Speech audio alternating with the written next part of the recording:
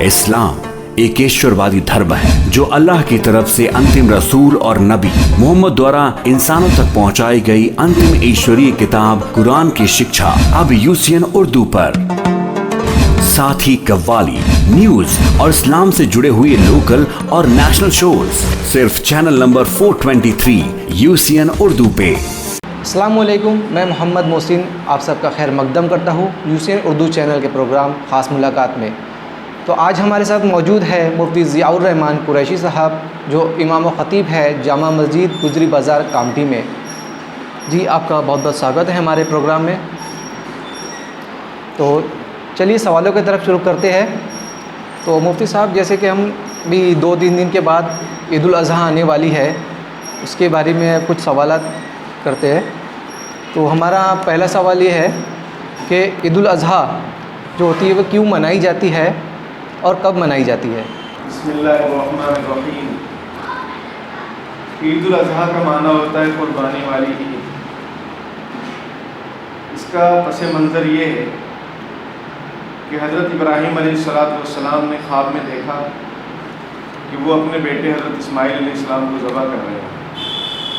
एक दिन उन्होंने ख्वाब में देखा, फिर दूसरे दिन भी उन्होंने देखा, यानी अरफा का दिन जो कहलाता है 9वीं ज़िलहिज्जा। तो उनको यकीन हो गया कि अल्लाह की तरफ से है, क्योंकि अरफा का माना होता है पहचान लेना, समझ लेना। तो उन्होंने समझ लिया कि अल्लाह का हुक्म है, इसलिए कि अम्बिया जो होते हैं उनके ख्वाब भी वही के दर्जे में होते हैं, यानी अल्लाह ताला का हुक्म होता है। जैसे जिब्रील अलैहिस्सलाम कोई वही लेकर आते हैं कि ये हुक्म है अल्लाह ताला की तरफ से, इसी तरीके से अम्बिया इकराम अलैहिस्सलाम के जो ख्वाब होते हैं वो भी वही के दर्जे में होते हैं। तो हज़रत इब्राहीम अलैहिस्सलाम ने जब देखा कि वो अपने नन्हे बेटे इस्माईल अलैहिस्सलाम को ज़बह कर रहे हैं, तो समझ गए कि अल्लाह का हुक्म है, और 10वीं ज़िलहिज्जा को उन्होंने हज़रत इस्माईल अलैहिस्सलाम को ज़बह करने का इरादा किया। लेकिन अल्लाह की शान कुछ और थी, अल्लाह का इरादा कुछ और था। हज़रत इब्राहीम अलैहिस्सलाम को आज़माना था, तो उसमें हज़रत इब्राहीम अलैहिस्सलाम 100% खरे उतरे कि वो अपने बेटे को कुर्बान करने के लिए, अल्लाह के नाम पर ज़बह करने के लिए तैयार हो गए। लेकिन जैसे ही वो चाह रहे थे कि वो छुरी चलाएं, छुरी चल भी नहीं रही थी, वो बहुत कोशिश कर रहे थे, लेकिन वो पुख्ता इरादा कर लिए कि अब किसी तरीके से अपने बेटे को ज़बह करूं और अल्लाह का जो हुक्म है वो पूरा करूं। इतने में हज़रत जिब्रील अलैहिस्सलाम जन्नत से एक मेंढे को लेकर आए और हज़रत इस्माईल अलैहिस्सलाम की जगह पर उस मेंढे को कुर्बान किया गया। और हज़रत जिब्रील अलैहिस्सलाम ने खुशखबरी दी कि अल्लाह ताला को आपका इम्तिहान मकसूद था और उसमें आप 100% खरे उतरे, कामयाब हुए। कुरान में भी है, वो इब्राहीम अल्लज़ी वफ़ा, इब्राहीम वो जिन्होंने वफ़ा की, अल्लाह के हुक्म की वफ़ादारी की, और जो उनको जब भी आजमाइश हुई उसमें खरे उतरे। तो उस वक्त हज़रत इस्माईल अलैहिस्सलाम की जगह पर मेढा ज़बह किया गया, जन्नती मेढा। वही तरीक़ा फिर चलने लगा और इस उम्मत में, उम्मत मुहम्मदिया में उसको वाजिब करार दिया गया है हर साहिब निसाब के ऊपर। सहाबे किराम ने एक मरतबा पूछा कि मा हादिहिल अज़ाही या रसूलल्लाह, कि अल्लाह के रसूल ये कुर्बानियाँ क्या हैं? आप सल्लल्लाहु अलैहि वसल्लम ने इरशाद फरमाया, सुन्नत अबीकुम इब्राहीम, ये तुम्हारे वालिद इब्राहीम अलैहिस्सलातु वस्सलाम की सुन्नत है, उनका तरीक़ा है। सहाबा ने पूछा हमारे लिए इसमें क्या फ़ायदा है? आप सल्लल्लाहु अलैहि वसल्लम ने इरशाद फरमाया कि हर बाल के बदले में एक नेकी। तो ये कुर्बानी और ईद उल अज़हा का एक पस मंज़र है, बैकग्राउंड है, और उसी सुन्नत और उसी यादगार को ज़िंदा रखने के लिए और अमल करने के लिए हर साल मुसलमान ईद उल अज़हा को मनाते हैं और कुर्बानियाँ करते हैं। इसके ख़ास दिन हैं जो इंशाअल्लाह भी आगे ज़िक्र किए जाएंगे। मुफ्ती साहब, दूसरा सवाल हमारा ये है कि कुर्बानी के जानवर की देखभाल कैसी करनी चाहिए, और कुर्बानी किस दिन, कुर्बानी जो जानवर ज़बह होता है वो किस दिन ज़बह करना चाहिए? कुर्बानी का जो जानवर है उसकी अच्छी तरीके से देखभाल करनी चाहिए, क्योंकि उसी को हमें अल्लाह के नाम पर कुर्बान करना है। और जानवर बेज़ुबान होते हैं, आजकल जैसे बारिश कभी भी हो जाती है, धूप सख्त रहती है, तो हमें चाहिए कि हम جانور کا مکمل انتظام کریں، اچھی جگہ باندھیں، اس کو چارہ پانی وقت پر دیں، اس کو بارش سے بچائیں، دھوپ سے بچائیں۔ اسی طریقے سے شہروں میں چونکہ جگہ کم ہوتی ہیں تو اس کا بھی بڑا خیال رکھیں کہ ہمارے پڑوسی کو تکلیف نہ ہو، اور صفائی ستھرائی کا خیال رکھیں تاکہ آنے جانے والوں کو تکلیف نہ ہو۔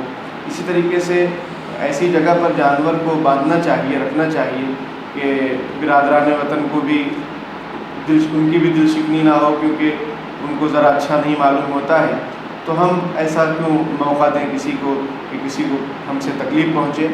تو اچھے انداز سے، اچھے انتظام سے جانور کو رکھنا چاہیے۔ اور قربانی کس دن کرنا چاہیے؟ تو شریعت میں اس کے 3 دن طے ہیں، 10ویں ذی الحجہ، 11ویں ذی الحجہ، 12ویں ذی الحجہ۔ 3 دن تک آپ قربانی کر سکتے ہیں۔ دن میں قربانی کرنا بہت اچھا ہے کیونکہ دن میں روشنی ہوتی ہے اور جانور کو ذبح کرنے میں اچھی طریقے سے اس کی رگیں وغیرہ کٹ رہی ہیں نہیں کٹ رہی ہیں وہ برابر دکھتا ہے۔ البتہ رات میں بھی اگر روشنی کا مکمل انتظام ہو رات میں بھی، تو رات میں بھی قربانی کی گنجائش ہے، لیکن قربانی کے جو دن ہیں وہ 3 دن ہیں، 10ویں ذی الحجہ، 11ویں، 12ویں۔ 10 ذی الحجہ، 11 ذی الحجہ اور 12 ذی الحجہ، اسی طرح 3 دن کے دنوں میں عید الاضحیٰ کو منایا جاتا ہے، جس میں قربانی کا اچھا وقت ہوتا ہے، اچھا دن ہوتا ہے قربانی کرنے کے لیے۔ تو مفتی صاحب، قربانی کے جانور کی جو عمر ہوتی ہے وہ کتنی ہونی چاہیے؟ دیکھیے، قربانی جو مسلمان کرتے ہیں وہ مختلف جانوروں کی کرتے ہیں، اور مختلف ملکوں میں مختلف جانوروں کی قربانی ہوتی ہے۔ اونٹ کے سلسلے میں شریعت کا حکم یہ ہے کہ اونٹ 5 سال کا ہونا چاہیے، اس سے کم نہ ہو، ورنہ قربانی سے نہیں ہوگی۔ اسی طریقے سے گائے ہے، بھینس ہے، بیل ہے، بھینسا ہے، ان کی عمر 2 سال مکمل ہونی چاہیے۔ بکرا ہے، دمبا ہے، بھیڑ ہے، اس کی عمر 1 سال مکمل ہونی چاہیے۔ ہاں، اگر کوئی دمبا ایسا ہے جو 6 مہینے سے اوپر کا ہے، سال کا نہیں ہوا، 7 مہینے کا ہے، 8 مہینے کا ہے، لیکن وہ سال بھر کا معلوم ہوتا ہے، صرف دمبے کے اندر یہ شریعت کا قانون ہے کہ وہ ابھی سال کا پورا نہیں ہوا لیکن وہ سال کا معلوم ہوتا ہے دکھنے میں، اس کی جسامت میں، تو شریعت کو حکم یہ ہے کہ اس کی بھی قربانی درست ہے۔ باقی بکرا، بھینس وغیرہ اور اونٹ، ان کی جو عمر ہے، جیسے بکرے کی 1 سال مکمل ہونی چاہیے، اسی طریقے سے بھینس اور گائے وغیرہ کی 2 سال مکمل ہونی چاہیے، اونٹ کی 5 سال عمر ہونی چاہیے، اس سے کم نہیں ہونی چاہیے، ورنہ قربانی درست نہیں ہوگی۔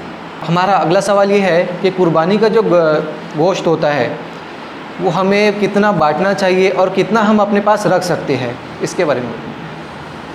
دیکھیے، قربانی کا جو گوشت ہوتا ہے، قرآن کریم میں اللہ تعالیٰ نے ارشاد فرمایا فَكُلُوا مِنْهَا وَأَطْعِمُوا الْقَانِعَ وَالْمُعْتَرَّ، کہ تم کھاؤ اس میں سے، قربانی کے گوشت میں سے، اور جو لوگ سوال نہیں کرتے لیکن وہ محتاج ہیں، سوال نہیں کرتے، ان کو بھی دو، ان کو بھی کھلاؤ، اور جو سوال کرتے رہتے ہیں لوگوں کے در پہ جا کے، ان کو بھی کھلاؤ۔ تو شریعت کا قانون یہ ہے اس سلسلے میں، گوشت کے سلسلے میں، کہ جانور جو آدمی قربان کر رہا ہے اللہ کے نام پر، اس کا جو گوشت ہے اس کے 3 حصے کریں۔ ایک حصہ خود کے لیے، اپنے اہل و عیال کے لیے، دوسرا حصہ محتاجوں کے لیے، فقراء کے لیے، ضرورت مندوں کے لیے، اور تیسرا حصہ اپنے رشتہ داروں کے لیے۔ یہ طریقہ ہے۔ باقی اگر کوئی پورا جانور، پورا گوشت اپنے پاس ہی رکھ لے، تقسیم نہ کرے، کسی کو نہ دے، تو یہ بات اچھی نہیں ہے، لیکن جائز ہے۔ پسندیدہ شریعت میں یہی ہے کہ خود بھی کھاؤ اور اوروں کو بھی کھلاؤ۔ تو مفتی صاحب، ہمارا اگلا سوال یہ ہے، تکبیرات تشریق جو ہوتی ہے یہ ہمیں کس طریقے سے پڑھنا چاہیے اور مرد اور عورت کو کس طریقے سے پڑھنا چاہیے؟ تکبیرات تشریق، اس کا پس منظر آپ سنیں، آپ کو بڑی خوشی ہوگی کہ جب حضرت ابراہیم علیہ السلام نے پختہ ارادہ کر لیا تھا کہ اپنے بیٹے کو ذبح کریں، چھری چلائیں، تو حضرت جبرائیل علیہ السلام کو اللہ تعالیٰ نے جنتی مینڈھے کو لے کر بھیجا۔ تو حضرت جبرائیل علیہ السلام نے اوپر سے ہی تکبیر پڑھنی شروع کی، اللہ اکبر، اللہ اکبر، تاکہ حضرت ابراہیم علیہ السلام ذرا رک جائیں۔ تو جیسے انہوں نے تکبیر پڑھنی شروع کی، حضرت ابراہیم علیہ السلام نے ان کو دیکھا، حضرت ابراہیم علیہ السلام نے پڑھا، حضرت جبرائیل علیہ السلام نے پڑھا اللہ اکبر اللہ اکبر، حضرت ابراہیم علیہ السلام نے پڑھا لا الہ الا اللہ واللہ اکبر۔ پھر جب حضرت اسماعیل علیہ السلام کو پتہ چلا کہ اللہ نے حضرت ابراہیم علیہ السلام کو آزما لیا اور وہ اس میں 100% جو ہے کھرے اترے اور میری جان کی قربانی نہیں دینی ہے بلکہ میرے بدلے میں اس جانور کی قربانی دینی ہے، تو حضرت اسماعیل علیہ السلام نے پڑھا اللہ اکبر وللہ الحمد، اللہ سب سے بڑا ہے اور اللہ ہی کے لیے ساری تعریفات بے ہیں۔ شک۔ تو اسی تکبیرات کو شریعت کے اندر لازم کیا گیا ہے جی۔ ہر مرد پر، ہر عورت پر جو بالغ ہو اور مقیم ہو، مسافر ہو، کہیں پر بھی ہو، ہر فرض نماز کے بعد 9ویں ذی الحجہ سے لے کر 13ویں ذی الحجہ کی عصر تک، جی یعنی آج جو ہماری ابھی تاریخ چل رہی ہے 20 جولائی کی فجر سے لے کر 24 جولائی کی عصر تک ہمیں ہر مرد عورت کو اس کو پڑھنا ہے۔ مردوں کو زور سے بلند آواز سے پڑھنا ہے اور عورتوں کو آہستہ سے پڑھنا ہے ہر فرض نماز کے بعد۔ کیا ہے وہ تکبیرات تشریق؟ میں پڑھ کے سنا دیتا ہوں۔ جی۔ اللہ اکبر لا الہ الا اللہ واللہ اکبر وللہ الحمد، یہ پڑھنا ہے، اسی کو تکبیرات تشریق کہتے ہیں۔ اور فقہا نے اس کا بیک گراؤنڈ یہ ذکر کیا جو میں نے آپ کے سامنے بھی جی ذکر کیا۔ جی مفتی صاحب، عرفہ کے روزے کی کیا فضیلت ہوتی ہے؟ جی، عرفہ 9ویں ذی الحجہ کے دن کو عرفہ کہا جاتا ہے، یعنی 20 تاریخ جو بھی آنے والی 20 جی۔ جولائی کو، تو اس دن ہماری اسلامی تاریخ 9 ذی الحجہ ہوگی، اس کو عرفہ کا دن کہتے ہیں۔ جی۔ کیونکہ عرفہ کے دن، عرفہ کیوں کہا جاتا ہے اس کی کئی وجوہات ہیں۔ ایک وجہ میں نے بھی شروع میں ذکر کی تھی کہ حضرت ابراہیم علیہ السلام کو یقین ہو گیا اپنے خواب کا کہ مجھے اپنے بیٹے کو ذبح کرنا ہے، اس وجہ سے بھی عرفہ کہا جاتا ہے، اور وہ دن 9ویں تاریخ کا دن تھا۔ دوسری وجہ ایک یہ ہے عرفہ کے دن کی، اس کو عرفہ کہنے کی، کہ حاجیوں کے ذمے ایک اہم رکن ہے جسے وقوف عرفہ کہا جاتا ہے، اور وہ میدان عرفات میں حاجی وہاں رکتے ہیں اور وہاں دعائیں کرتے ہیں، اللہ تعالیٰ سے توبہ استغفار کرتے ہیں۔ ایک اہم رکن ہے، اگر اس کو کوئی حاجی چھوڑ دے تو اس کا حج ہی ادا نہ ہوگا۔ اس کی فضیلت یہ ہے، نبی اکرم صلی اللہ علیہ وسلم نے ارشاد فرمایا کہ جو شخص عرفہ کا روزہ رکھے گا، مجھے امید ہے اللہ کی ذات سے کہ اس کو 1 سال پچھلا اور 1 سال اگلا اس کے سارے گناہ معاف کر دیے جائیں گے۔ یہ اس کی فضیلت ہے عرفہ کے روزے کی۔ لیکن یاد رکھنا چاہیے جو گناہ معاف ہوں گے وہ چھوٹے گناہ، صغیرہ گناہ معاف ہوں گے۔ کبیرہ جو بڑے گناہ ہوتے ہیں، جیسے کسی کی حق تلفی کر لینا، کسی کی زمین جائیداد ہڑپ کر لینا، کسی کا پیسہ لے کر اس کو واپس نہ کرنا، یا والدین کی نافرمانی کرنا وغیرہ، یہ ایسے گناہ ہیں، یا کسی کو برا بھلا کہہ دیا آدمی نے، کسی کو ستا دیا، تو یہ ایسے گناہ ہیں، کبیرہ گناہ ہیں، یہ جب تک سامنے والے سے معافی تلافی نہیں کی جائے گی تب تک معاف نہیں ہوتے ہیں۔ چھوٹے گناہ بالکل انشاءاللہ اس عرفہ کے روزے سے اگر کوئی روزہ رکھتا ہے تو اس کے پچھلے سال اور اگلے سال 2 سالوں کے گناہ معاف ہو جاتے ہیں۔ معلوم ہونا چاہیے کہ یہ ذی الحجہ کے جو ایام ہیں 10 دن، ان کی بڑی فضیلت ہے۔ حدیث شریف میں ہے کہ 1 دن کا روزہ 1 سال کے روزے کے برابر ہے، اور ذی الحجہ کا روزہ وہ 2 سال کے برابر ہے۔ اللہ تعالیٰ ہم سب کو عمل کی توفیق دے۔ ہم نے دیکھا کہ عرفہ کے روزے کی کتنی فضیلت ہے اور کتنے ثواب ہے، تو ہمارا اگلا سوال یہ ہے کہ ہمارے آس پڑوس میں جو غیر مسلمس ہوتے ہیں تو کیا ہم قربانی کا گوشت انہیں دے سکتے ہیں؟ بالکل دے سکتے ہیں، اگر ہمیں یقین ہو کہ وہ اس کا اچھا استعمال کریں گے، مس یوز نہیں کریں گے، تو بالکل ان کو دینا چاہیے، اور ان سے پوچھ لینا چاہیے کہ بھائی ہمارے پاس یہ گوشت ہے، آپ کو چلے گا؟ اگر ان کو چلتا ہو، وہ کھاتے ہو، تو بالکل ان کو دینے کی اجازت ہے، اسلام میں کوئی منع نہیں ہے۔ جی مفتی صاحب، جو قربانی کے جو بڑے جانور ہوتے ہیں جس میں 7 حصے ہوتے ہیں، کیا اس میں ہم عقیقہ کر سکتے ہیں؟ جی بالکل، قربانی کے جو بڑے جانور ہیں جیسے بھینس، گائے، بیل وغیرہ، اس میں 7 حصے ہوتے ہیں۔ 7 حصے قربانی کے بھی رکھے جا سکتے ہیں، عقیقے کے بھی رکھے جا سکتے ہیں، ولیمے کے بھی رکھے جا سکتے ہیں، کیونکہ ولیمہ، عقیقہ اور قربانی یہ تینوں چیزیں عبادت ہیں، جس سے ثواب ملتا ہے۔ تو بالکل बड़े जानवर में अकीका भी रख सकते हैं, किसी का जी। अकीका नहीं हुआ है तो अकीके का हिस्सा ले सकता है। अगर लड़का है तो 2 हिस्से और लड़की है तो 1 हिस्सा, जी जैसा कि अकीके का मसला है, तो बिल्कुल रखे जा सकते हैं, शरीयत में इसकी इजाज़त है। जी। और वलीमे में भी इसका गोश्त इस्तेमाल किया जा सकता जी है? बिल्कुल, जब वलीमे का हिस्सा लिया जा सकता है जी। बड़े जानवर में, तो गोश्त को वलीमे में खिलाया भी जा सकता है।